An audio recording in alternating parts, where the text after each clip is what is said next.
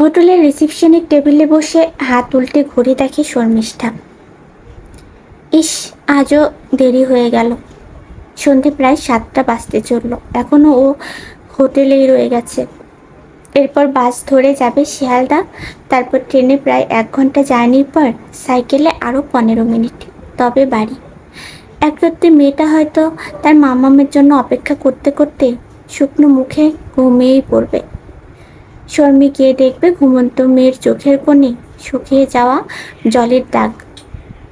আবার সকালে যখন মেয়েটা উঠবে, দেখতে পাবে মা কাজে বেরিয়ে গেছে। খেলাধুলা বাইনাক্কা হুটোপুটির মধ্যে মেয়েটা সারাক্ষণ খুঁজে ফেরে মাকে। মেয়ের দস্যিবেলাটা এনজয় করার কোনো সুযোগই দিল না পাথরের মতো কঠিন বাস্তবে জীবনটা। এসবে যখন ভাবছিল শর্মিষ্ঠা, তখন মোবাইলের শব্দে চিন্তার তাল কাটল তার। দেখলো বাড়ি থেকে ভাই ফোন করেছে। ফোনটা রিসিভ করে হ্যালো বলতেই খুব বিরক্ত স্বরে মা বলল, হ্যাঁ রে শর্মি, মেয়েটাকে আমার ঘাড়ে ফেলে দিয়ে তুই তো সারাদিন অফিসে দিব্যি আছিস। তোর এই দস্যি মেয়ে নিয়ে আমার কি হাল হয় বুঝিস সেটা? রোজ রাত দুপুরে বাড়ি ফিরবি, কাক ভরে বেরিয়ে যাবি, সারাদিন চান করানো, খাওয়ানো, ঔষধ দেওয়া, সব দিক সামলানোর পর আর কতক্ষণ দেখতে হবে আমাকে? আমার নিজের তো স্বামী, সংসার, ছেলে আছে, তাদের জন্য করবো না তোর মেয়ে নিয়েই থাকবো? বয়সও তো হচ্ছে আমার, নাকি? মা হিসাবে তোর কোনো দায়িত্ব নেই? আজ 3 দিন ধরে মেয়েটার 102 জ্বর, কিছু খাচ্ছে না, সারাদিন নেতিয়ে পড়ে আছে আর মাম্মামকে খুঁজছে। হয়তো চাইছে মায়ের হাতের একটু জলপট্টি, একটু পাখার বাতাস, হয়তো চাইছে একটু মায়ের হাতের রান্না, দুপুরবেলায় মায়ের কাছে শুয়ে ভাত ঘুম। কিন্তু কি করবে শর্মি? তার যে নো ওয়ার্ক নো পে। কাজটা কামাই করলে মেয়ের ডাক্তার, ওষুধপত্র কোথা থেকে জোগাড় করবে? মেয়েটা কি খেলো, কি করছে জানতে চাওয়ার আগেই মা ফোনটা কেটে দেয়। একটা দীর্ঘশ্বাস ছেড়ে রিসেপশনের চেয়ার থেকে উঠে পড়ে শর্মি। হাতে ব্যাগটা নেয়, ম্যানেজারকে রেজিস্টার খাতার কাজ বুঝিয়ে দিয়ে তাড়াতাড়ি বের হয়ে আসে। ভাগ্য ভালো, একটা ফাঁকা বাসও পেয়ে যায় সঙ্গে সঙ্গে। বাসে উঠে সুবিধা মতো একটা জায়গা খুঁজে বসে পড়ে। বছর 2 আগে যখন মেয়ে হলো, ওর ফুটফুটে মুখটা দেখেই শর্মির নাম রেখেছিল পুতুল। ভেবেছিল বয়স্ক দাদু, ঠাকুমার, বাবার, পিসির আদরের সত্যিকারের একটা খেলার পুতুল হবে তার মেয়ে।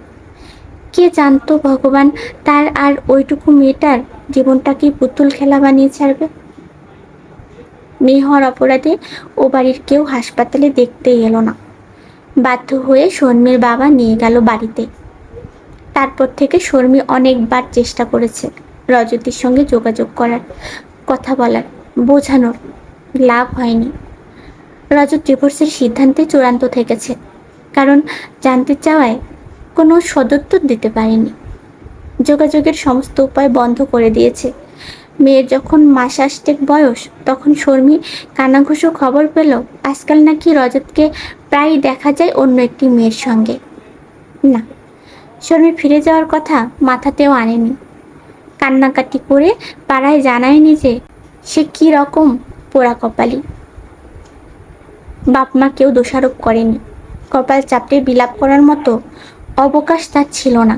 বাড়িতে বসে মেয়েকে আদর আবদার করে অন্যের ভরসায়, অন্যের করুণায় অন্ন জোগানোর মতো মানসিকতা তার কোনো কালেই নেই।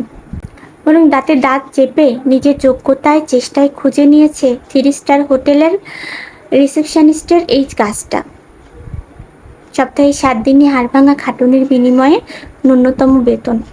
তবুও সে বাবার বোঝা, ভাইয়ের বিরক্তির কারণ হতে চায়নি।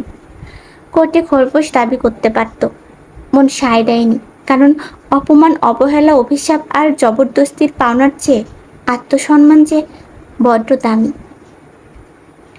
রাত প্রায় 10:30 তখন। বাড়ি ফিরতে শর্মি দেখল দরজায় ভাই দাঁড়িয়ে, মুখ ভার।